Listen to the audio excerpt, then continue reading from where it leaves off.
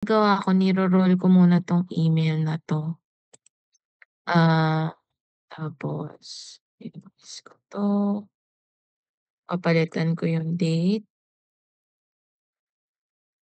then tanggalin 'to, and this one.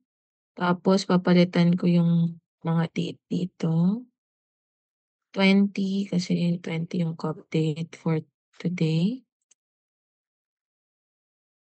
Ayan, so unang gagawin sorry, sa PCP2,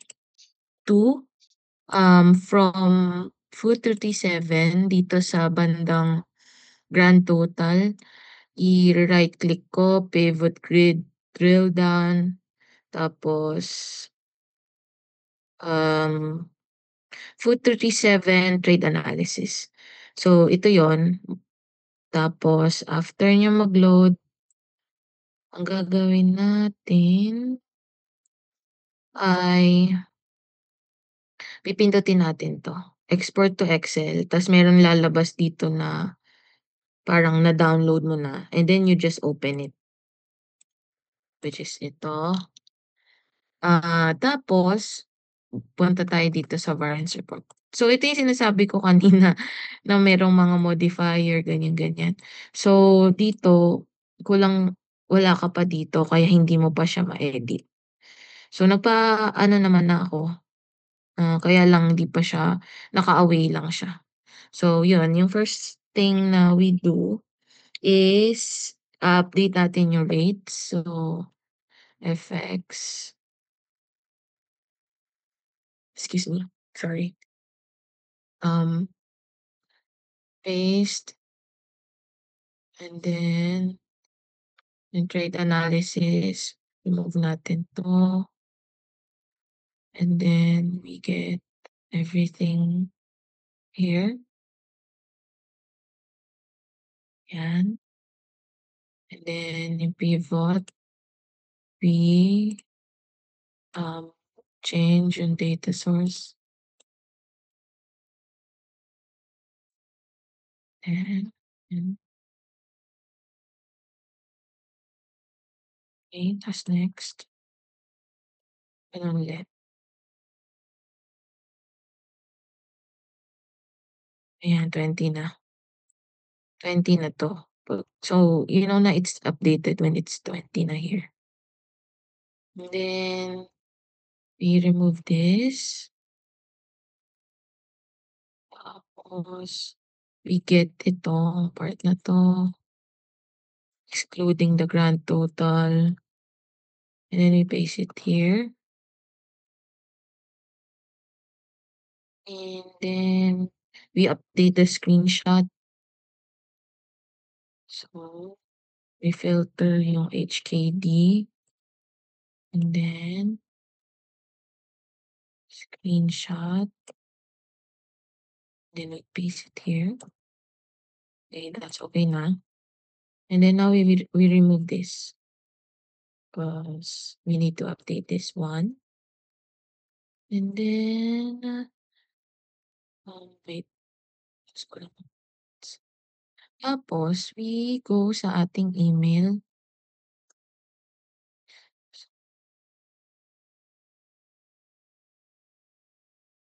Um, ang pangalan niya is ano, distribution fee reserve.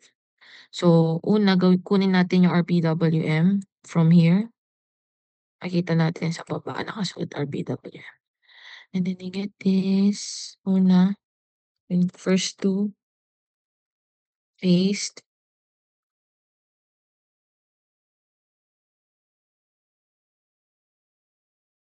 and then yung fees.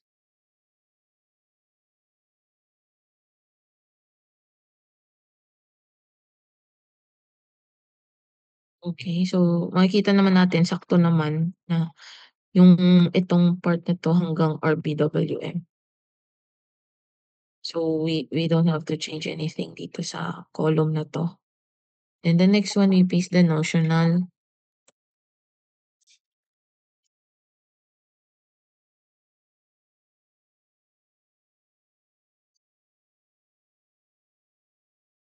Tapos we take a screenshot of this. Ayan. Then we paste it dun sa, email na dina-draft natin here sa related emails. And then, next one is for ano, yung CMB. So again, first two columns, paste. Ay, shucks. Mhm, okey na din yan. Um, Tapos the fee,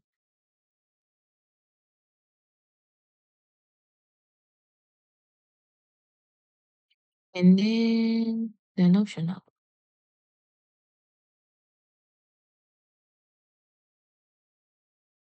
Also, don't forget the formula should always be ano, automatic para you don't have to press yung F9.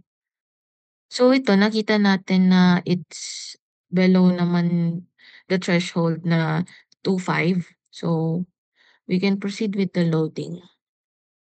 So we also take a screenshot of this. Tapos we paste it here. And now we go dun sa ano, adjustment, folders. Ay, adjustments folder natin. This one. Tapos we roll this one, yung VC and BFC na foot 237. Confirm ko lang kung sa variance report, bakit Mm. wala hindi siya nagra-roll daily? Monthly ba yun? Ano kasi siya EUC file. So, ang gagawin lang niya, 'pag in-exit na natin, meron dun save, archive, and close. Para siyang ano, para siyang retail. May macro ano, So, parang gagawa siya mismo ng archive niya. So hindi na need na i-roll. So yan, pinalitan ko lang to 20.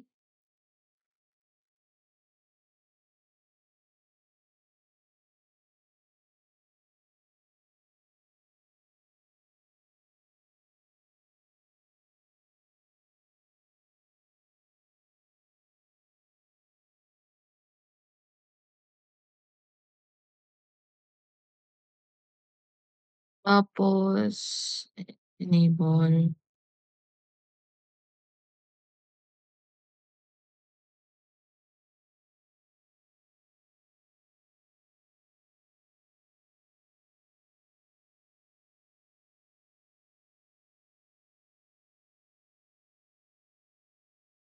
Yes.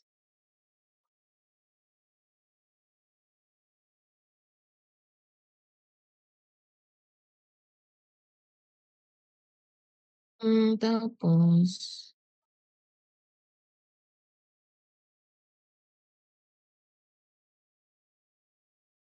kukunin lang natin 'tong part na 'to in HKD.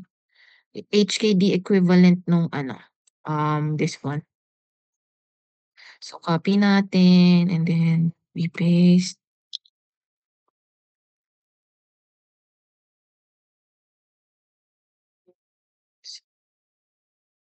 Ayan, dapat same 'to. Pero ano naman yan formula generated so dapat 'di yan magkamali. Tas remove natin 'to, i-update lang natin base here. So paste, paste. Hindi ko pala nakuha. Isa.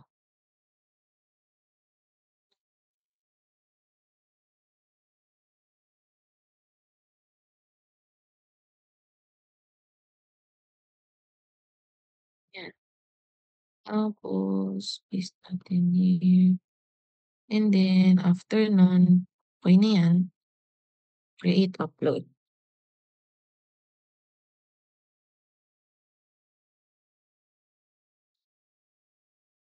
Tapos piliin natin yung adjustment na folder, and then hanapin natin 'to, ta's gawin lang natin 20.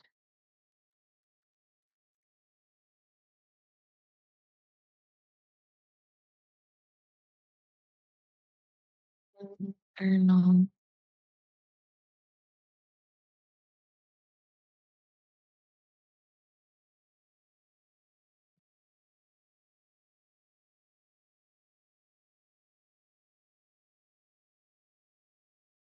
Hmm, tapos save.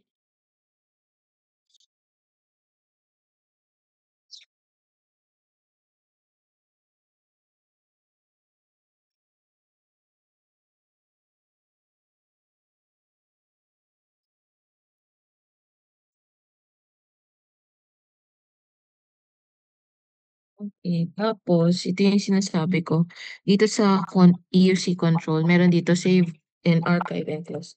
So, pindutin lang natin 'yan and then okey.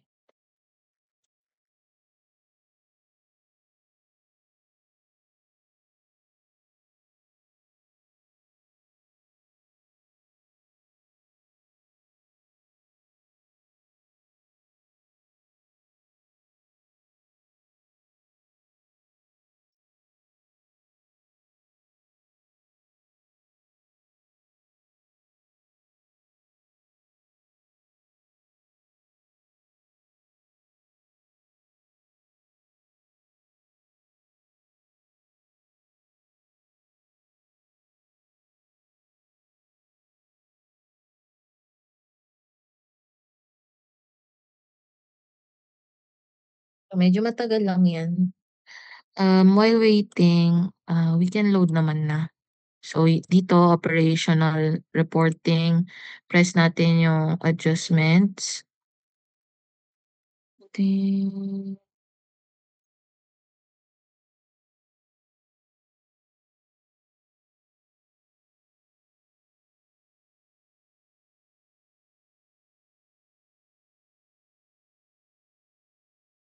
press natin 'tong second button, yung upload template, and then ito, yung mas maliit na file, i-drag natin sa first. Then yung isa, which is for the evidence, ito naman. Tapos naming convention for here is for 23720. No, ta's upload.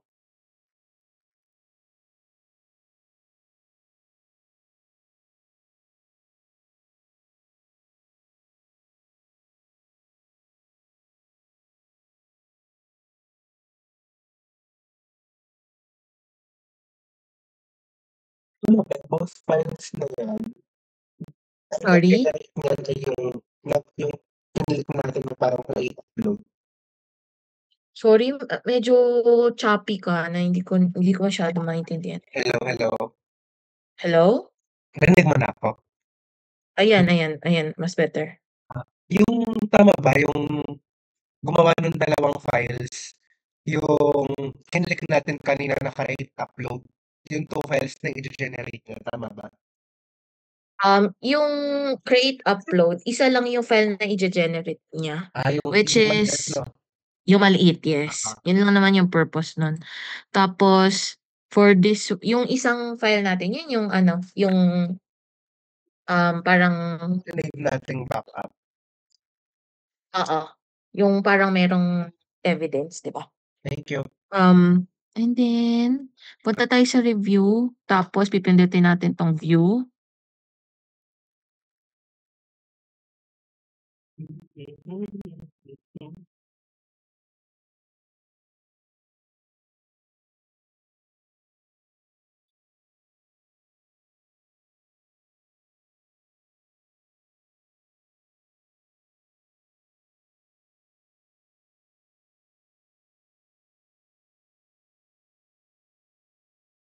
Tapos i-filter dito sa upload ref, yung food duty 7.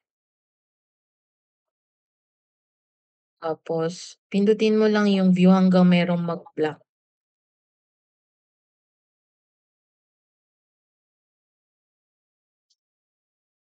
Kasi kung makikita mo dito lahat 'to yellow, right?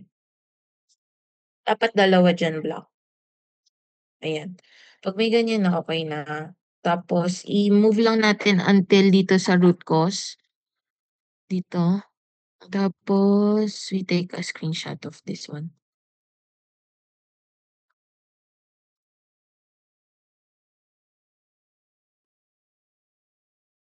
Yan, tapos lalagay lang natin here. Oh, hindi ko na-update. Ay tama, 20 na pala, tama naman. Ayan, lahat na yan okey. So ayun, puwede na natin 'to i-send. So send natin. Tapos yun na yun, tapos na. Yun lang yung dahil ito lang yung adjustment natin for today dahil wala naman tayong holdout for food 150. At tapos sorry na-run mo na yung FXO, ano yun? Ah, ano yun? Flash flow. Sorry, yung Hindi blotter? hindi pa. Okey, okey lang. Pero ayun, need din yun i-run daily. Tapos sa Food 150 tama ba wala tayo nung ano today, yung temp adjustment? Yes, wala tayong gano'n for today. So, yung, outstanding adjustment mo na dun sa reports ini-nil mo, NIL. So, walang temporary, Yes, wala. outstanding na. Oo, itong, saan ba? Wait, pakita ko na lang din. Itong part na 'to,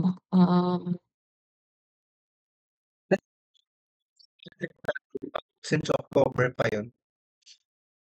yes. Hindi, Ayan, oh, 'di ba ito, ini-nil mo lang, ah, NIL. hindi need i-report yung ano, yung until yesterday na. I mean,